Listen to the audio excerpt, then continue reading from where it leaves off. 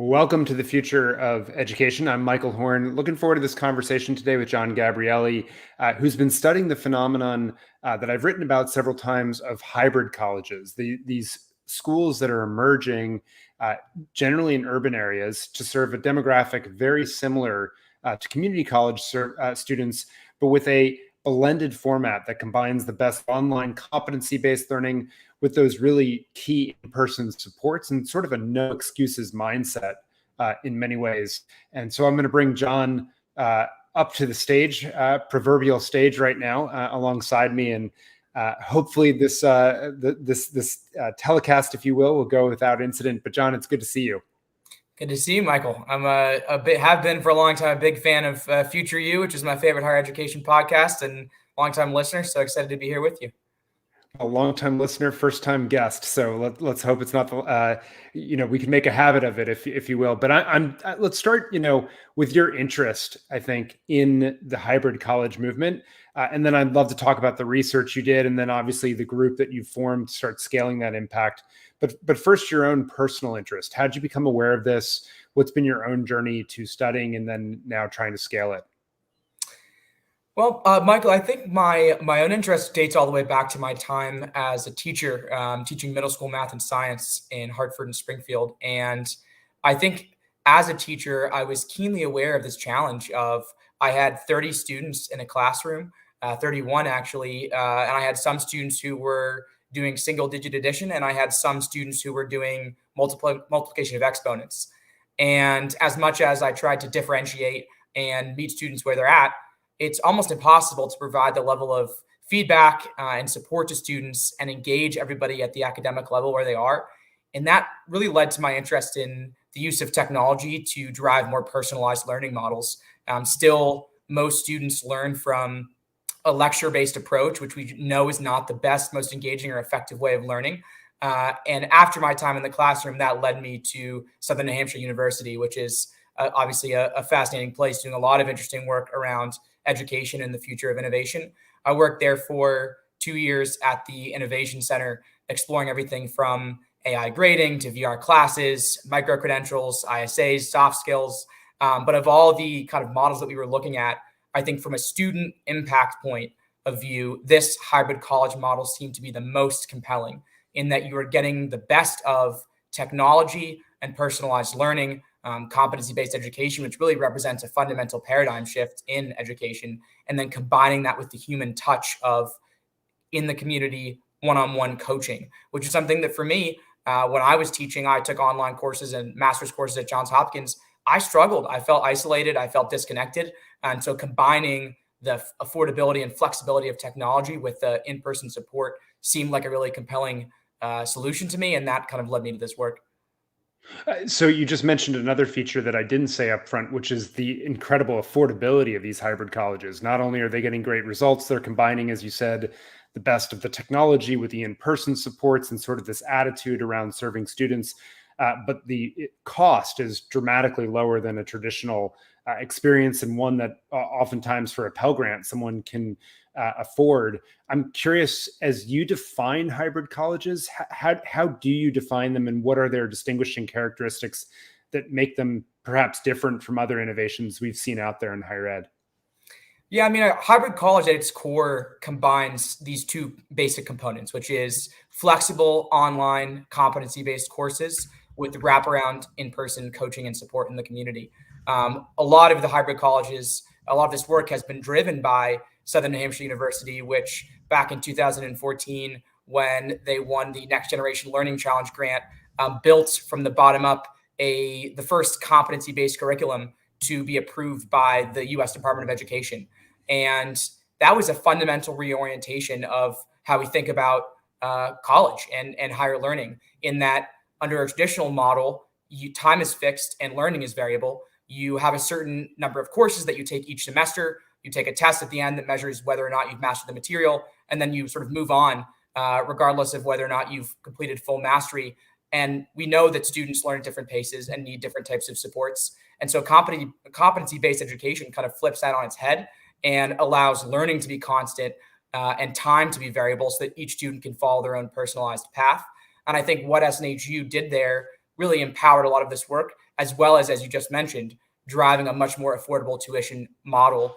In the United States, obviously, we have more than $1.6 trillion of student debt at this point. Many students are leaving college, particularly students of color and first-generation students with high amounts of debt. And so this kind of model is much more flexible. It's built to meet the reality of working adults who have to balance school with many other personal and family obligations, and allows students to pursue their own path to a degree. Then I think the second piece of it, which is just as critical, is the in-person coaching and support in the community. And that was really pioneered by Duet Education here in Boston, which was founded by a longtime Boston teacher named Bob Hill, who was kind of frustrated seeing so many of his talented and passionate students, do everything right in high school and thrive academically, and then go on to college and struggle. Of course, we know that just 10% of first-generation low-income students end up graduating college. Many more leave with debt. And that forecloses a lot of opportunities for folks. 70% of new jobs require a college degree. And so Bob felt like he knew it wasn't a problem with the students. It was a problem with a model that wasn't built for those students to succeed. And so he came across SNHU's competency-based program, started off literally out of a Panera Bread, coaching a few of his former students through the SNHU platform. And 7 years later, that's turned into more than 1,000 students served, and more than 400 students who've earned their bachelor or associate's degree through Duet Education, which has been really transformative. That's a stunning number. I'm smiling also because I hear you speaking, and I feel like I'm watching myself with so many of your lines that you're using, which is awesome. But just because there's so much concurrence and sort of mind meld in what you're saying, I'm curious, as you then, you were at Southern New Hampshire University, you then decided to study the Duet College model specifically in Boston and hybrid colleges more generally. In your research and the publication that you came out with recently, what have you learned about how these schools perform for the students that they're serving?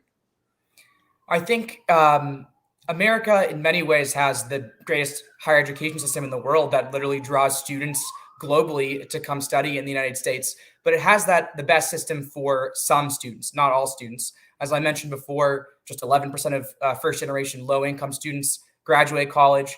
60% of Black students don't graduate college. And at many of our elite institutions, like Harvard, where I attended, for example, there are more students from the top 1% than from the bottom 60. And it is a huge barrier to economic opportunity and social mobility. It's a big reason why the United States is now 17th in the world in social mobility, and why, Joe Stiglitz, the Nobel Prize winning economist, says, if you want to live the American dream, move to Denmark. It's become a higher education system, which historically has been a key driver of mobility, dating back to things like the GI Bill and everything else, has become actually an impediment and in many cases a reinforcer of class privilege, because our system is built to serve 18-year-old, first-time, full-time, mostly white, upper-middle-class students, when the reality is that the majority of college students today are either over the age of 25, our parents are working full-time, or are the first in their families to attend college. And so when I saw the results, and at first it was only internal data, and I had some conversations with folks at Duet and talked to students there and talked to folks at other hybrid colleges, I was just blown away by the impact. It's notoriously difficult to move the needle on graduation rates. And, students face many challenges, especially working adults, balancing school with other obligations. And I think Duet and SNHU, that partnership has been able to be successful by kind of flipping the model on its head and really fundamentally transforming what education looks like. And the results speak for themselves. We're very excited about these results. Obviously, we had a sense internally what the results had looked like. But this is the first independently published working paper looking at hybrid college student outcomes. And, the results are not causal. I think it's important there's more research that's needed, certainly. But just on a descriptive level, these are graduation rates for students enrolled at Duet are more than 2 times the statewide average. Students are graduating 3 times as fast as average nationally. Nationally, it's almost 5.9 years for the average student to get their associate degree. At Duet, it's just 18 months. And this model has cut the cost of college in half. If Duet were its own college, it would also be one of the first ever in Massachusetts to completely eliminate the Black-white college completion gap, which is such a rare thing to see in education. And so seeing these results at SNHU, I was sort of constantly asking, it's amazing that Duet has served now 1,000 students in Boston, that places like Rivet in the Bay Area and Peloton U in Austin are serving students in their communities effectively. But nationwide, there are 36 million Americans with some college and no degree. Most don't happen to live in a top 10 metropolitan statistical area. Most don't have access to options that serve them well. And so why can't we expand this model to serve more students? And that's what I ended up leaving SNHU to do and to help found TRIO. So before we get into the founding of Trio, one other question just to go deeper on those results, because those numbers are eye popping. The demographic that a school like a Duet is serving is pretty similar, no, to that which a community college, right, would serve on the face of it. Is that right? The average student at Duet is 27. 2/3 of students are Pell eligible. 90% are students of color. More than a quarter are parents. And those statistics generally hold across the field of hybrid college. I think it's a population that's much more reflective of the diversity of today's college student. As you talk about in your book, has a fundamentally different job to be done. It's not a model for every student. Many students want a 4-year coming of age experience and a leafy green and a quad and, opportunity to participate in a fraternity or whatever. Many students have different jobs to be done, but particularly for working adults. So much of our focus on education right now remains, I think, behind the times, in that we're focused on lots of amazing interventions for 18-year-olds, but there are 3.7 million graduating high school seniors in America each year. There are 36 million, 10 times that number of adults with some college and no degree. And so I think what we need is an ecosystem of higher education options that can meet every student's needs. And community college is a great option for many students. I think for a lot of students that want a more affordable option, that want an in-person option, community college can work well. One thing that can be a challenge in any traditional model, community college, public or private, is the fixed nature of the class schedule. And I think we talked about some of the data. I think what initially drew my attention to the Duet model was some of the student stories and just talking to students who had been through this model. A student, Fred Mutsinzi, who came over from Rwanda, had a dream of starting a business and being an entrepreneur, knew that in America, to achieve the American dream, he needed a college degree, was in a community college for 5 years in Maine, was getting straight A's, but still hadn't earned his associate after 5 years because he had to take courses on nights and weekends because he was working full time to support himself, and ultimately ran out of money. He wasn't eligible for in-state aid as a refugee. So kind of purchased a bus ticket down to Boston in hopes of finding more opportunity there, and ultimately wound up at Duet Education, where he completed his associate degree in just 6 months, his bachelor's degree in a year, and now is working at his dream job at Cambridge Associates and is participating in a program called Color Wave to empower more entrepreneurs of color to start their own VC-backed businesses. We believe that there are hundreds, thousands, probably millions of students like Fred who have the skill and the will and the motivation to succeed. But right now, the options just aren't there for them to find the path forward. And so our hope with Trio is to scale this model in a way that those students can achieve their goals just the way that Fred has. Yeah, it's just interesting hearing you say that, because not only have this model reduced the absolute cost, but it's tackled perhaps the biggest poverty that a lot of these students have, which is time poverty, right? Like they just don't have scarce time or easily malleable schedules that can allow for, going to school full time or to fit into a fixed schedule. Or maybe they can, but that fixed schedule, as you said, means that they're going to complete over a much longer time horizon. They may exhaust their eligibility for certain funding streams, et cetera, et cetera. And so this model tackles all those things. It seems to me, and I'm just curious for your reaction to this before we get into the scale story you're underway now. It seems to me that a lot of community colleges, and I wrote about this recently, will say, yeah, a lot of students, don't complete with us, but it's okay because a higher priority came into their lives. And so they're making the right short-term decision for them. And it's not a reflection on us. And on the one hand, I'm sympathetic to that.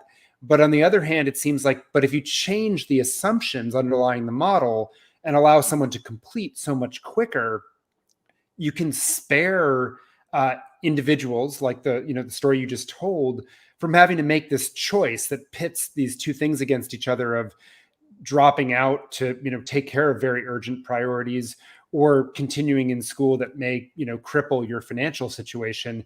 You sort of take away that trade-off and allow people to make uh, both the right decision for their long run while handling their immediate priorities in the moment.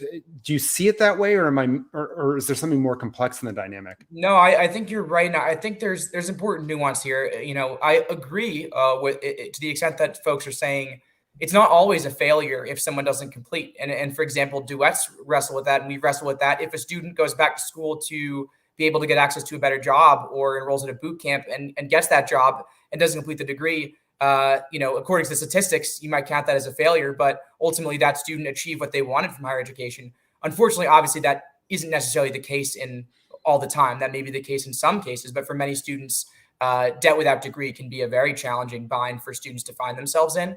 I think what we need is this broader ecosystem of options, because for some students, they do want that face. Some students don't do well online.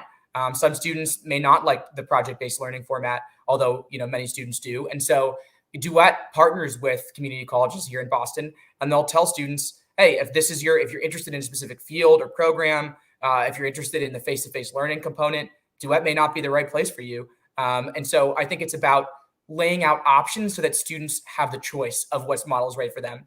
And there's the the Freds of the world, where it allows you to go significantly faster, cheaper, and move forward in your career and get that job. There's also the flip side, which is the traditional structured credit hour schedule can be very unforgiving when obligations come up on a day-to-day basis, exactly as you said. So whether it's your kid getting sick, or if you have a work schedule where you don't have fixed hours and you have to pick up extra time at work in a traditional college format, then that may mean you're getting C's, D's, or F's and ultimately dropping out.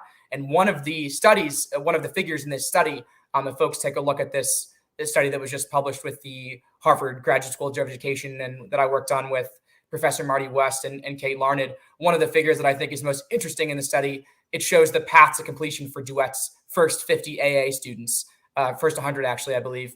And it shows that you have some students like Fred who sort of race ahead and are able to be unbound from being slowed down by traditional structures. You have some students who race ahead and then pause for 6 months and don't face a penalty for doing so and are able to resume and complete their degree. And you have some students who follow a more traditional steady pipeline all the way through. But I think it just reorients. And Paul LeBlanc's book, I think his new book, Students First, he talks about this really powerfully. It's this idea of putting students' needs first, not scheduling off of the institution's needs or this sort of one-size-fits-none approach, but giving students the option to pick what works for them best. Love those points, literally all of them. So let's go where you've been pushing us. I wanted to spend a little time on the problem, but now the solution, which is, and I've been clamoring for more of these types of schools and someone to actually commit to scale. Founding Trio, that's your intention, right? You're going to try to create many, many more of these models to create more options and choices for students who live in not just Boston or Austin, Texas, or San Francisco or Los Angeles, but across the country. Is that correct? And what's the basic theory of action? That is exactly correct. And I think right now, like I said, it's amazing that some students have access to this model. Most don't. And that's the population of working adults is a particularly underserved population in today's higher education ecosystem. And I think that's where this hybrid college model works particularly well. When I was at SNHU, as I said, I was kind of constantly asking, why aren't there more of these hybrid college sites? And I think part of the answer was that a lot of the early hybrid college sites sprung up organically from folks like Bob, who were teachers in the community who saw students struggling, who were very focused in their own local communities, and rightly so, on delivering better options for students in their hometowns, whether it's Boston or Austin, San Francisco, Chicago, Philadelphia. But what there wasn't was a scaled infrastructure and a pipeline and a backbone to support in a more systematic way the proactive launching of these sites. And so our hypothesis is that ultimately success has to be driven locally, that and Trio's philosophy is that we are working not for or on or to communities, but with communities. And that means a fellowship-based approach where we identify leaders who are deeply, authentically, locally rooted, who've worked in education, many who themselves are the first in their families to go to college, who have a passion for expanding access, and then bringing them to Duet, helping them train through a residency-based fellowship, and then supporting them every step of the way in launching their new site, managing everything from HR, fundraising, budgeting, systems and operations, hiring, so that you can start these sites in a more lean way with just a first founder, and they can be entirely focused on recruiting students, coaching students, and making that site successful, ultimately spinning off to become their locally independent 501c3s with long-term sustainability and community rootedness. So I think that's the approach that we've hoped to take, and we've seen some good success with that so far. Our first 3 sites, it's very in the early innings still, but our first 3 sites in Newark, Detroit, and Camden are launching this year. Our first students just enrolled as of a couple weeks ago. And That's exciting. It's an exciting moment for sure. Yeah. So wait, the first sites in Newark, you said, Camden and Detroit, and then and so basically you found the local entrepreneur, if you will, and it sounds a little bit like the beginnings of a franchise model in some ways, in the sense that you're providing all that back end infrastructure, maybe the playbook and things of that nature. But if I understood you, at some point you're going to step out of that day-to-day support role, or will there be an ongoing relationship? Definitely an ongoing relationship. Our goal is to build a high-performing, interconnected, national network of hybrid college sites that draw support from one another, that draw resources and expertise, that test out new strategies, and are able to scale those when successful across multiple sites. But also respecting that each community is different, and Newark is not Detroit, is not Camden, is not San Francisco. There's different needs. There's different higher education contexts. There's different workforce contexts. And ultimately, that this model will only really be sustainable and scalable and successful in the long run if it's something that's driven bottom up inside the community and not top down from outside. And so we kind of start by going to different communities where the need is high, exposing folks to this model and saying, does this sound like something that might benefit students in your community, working with local elected officials, nonprofit leaders, education leaders, and ultimately going where folks say, yes, we need this for our community. This fills a need. And then working with a local advisory board and a local leader to be sort of the booster rocket to help these sites get off the ground and ultimately become their own, financially and otherwise sustainable local sites that will serve students in those communities for hopefully for years to come. How do you identify the entrepreneurs and the cities that you want to work in? So I'll pick an example. So Detroit, for example, which is one of our first sites. Detroit has one of the lowest bachelor's degree attainment rates of any major city in America, at just 14%. There's huge equity issues there. I think, as I mentioned earlier, nationally, only 28% of Black adults have college degrees, but 70% of new jobs require college degrees. And so when employers are filtering off of college graduation, they're filtering out Black employees. They're filtering out working mothers. They're filtering out lots of folks. And so how can we build a way where students they don't have to make that impossible choice between working and earning, learning and earning, and dropping out of school or dropping out of their job, but they can do both. So we came to Detroit in partnership with the Diploma Equity Project, led by a number of folks, including Doug Ross, who's a former advisor there to Governor Whitmer, and who's done a lot of work in education, both K-12 and post-secondary, as well as workforce development in Detroit. And with their organization, the Diploma Equity Project, and also in partnership with the state of Michigan, which is helping fund the launch of the Detroit program, which is called Degree Forward. Degree Forward just enrolled its first 2 students as of last week in the pilot cohort. We're very excited about that. And I think each community is different. So as I talked about, for example, when you think about what the measure of success is, in Michigan, part of the measure of success is expanding to serve students in rural communities, not just in the city of Detroit, where there's high need, but also in rural communities across the state. One of the goals of the site there, Degree Forward, is to double the number of Detroit public schools graduates earning associate degrees. And then the last piece being economic mobility. And that's a core part of our story as well, not just in Detroit, but nationally. It's not just about degrees for degrees' sake. It's about degrees to give students the opportunity for financial security, for economic mobility, and for ultimately choice-filled lives. And so one of the core goals of every site, including Duet, is that 70% of graduates will be able to attain middle-class jobs. And at Duet, the academic coaching and support is also paired, and at trio sites like Degree Forward, the academic coaching is also paired with career coaching. So from day one, you're both helping students complete their degree, but also helping them identify, okay, let's say you're working at an entry-level job in retail, but you ultimately want to work in healthcare. Let's pursue that healthcare management degree while also securing a job working for a local hospital, so that once you complete your degree, you can move up into an upwardly mobile career opportunity in that field. And the success has been impressive. Duet, also Revit and Peloton, have seen income increases for their graduates of between $15,000 to $20,000 per year, for students that work with career services there, which I feel is incredibly impressive when you look at the landscape of workforce development and sort of education opportunities that are available right now.